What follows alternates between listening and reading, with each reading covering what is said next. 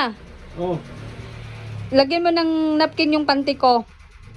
Sige na, pasuyo mo na ako. Ay, nako. Sige na, huwag ka na magreklamo.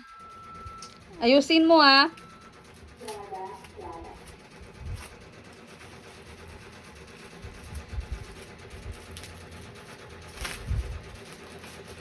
So naman, dapat ikaw ang lagay nito eh. Ikaw na. Gusto ko ikaw eh.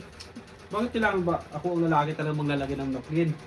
Eh syempre, para matuto ka. Oh, nakawit na yan. Tuto. Ayusin mo. Dali-dali lang gawin ito. Hindi ko alam. Baliktad yan, ayusin mo yung panty. Ito talagang baliktad, hindi naman baliktad Eh, yan. sige, baliktad mo. Ah, ito. Hala, hay, baliktad ba? Iharap mo yung maliit yung sa harap. Ganyan. Oh. Yan.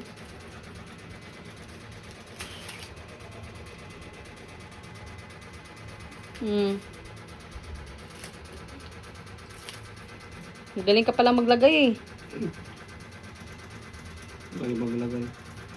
Oo. Dal-dalang gawin. Ayusin mo. Hindi naman ganyan. Oh. Oh. Yun na. Okay. Oh. Suot mo sa akin. Ah, wait na yan. Ano ba yan? Pati na yung suit. Hindi ka ba Suot marunong mo sa akin. Hindi ka ba marunong maglagay? Sige na, isuot mo sa Ah, wait na akin. yan. Oh. Sige na. Dali.